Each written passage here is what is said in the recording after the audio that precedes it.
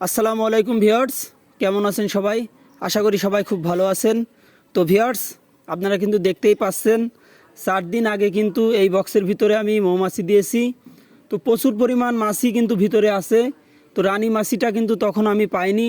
তো 4 দিনের ভিতরে আশা করি যে ভিতরে নতুন চাক করছে, কারণ মাছি যত বেশি থাকে তত তাড়াতাড়ি কিন্তু ভিতরে কাজ শুরু করে দেয়।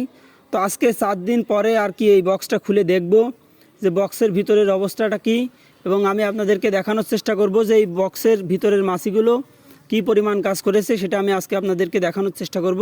তো ক্যামেরা কাছে নিয়ে আসুন। তো ভিউয়ার্স, আজকের কিন্তু আমার ছোটো ভাইকে দিয়ে এই মো বক্সটা খুলাচ্ছি ভিতরের অবস্থাটা দেখার জন্য। তো ভিউয়ার্স, দেখতেই পাচ্ছেন ভিতরে কিন্তু প্রচুর পরিমাণ মাছি।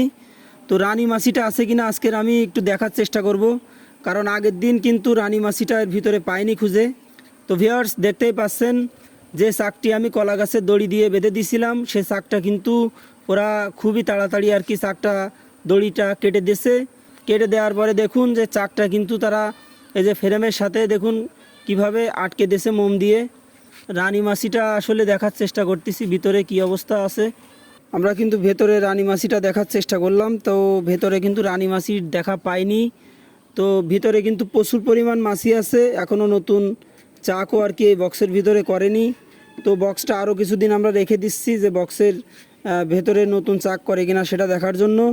তো নেক্সটে আমি আবার দেখাবো আপনাদেরকে যে মাছিগুলো কি অবস্থায় আছে। তো ততক্ষণ সবাই ভালো থাকবেন, সুস্থ থাকবেন। আসসালামু আলাইকুম।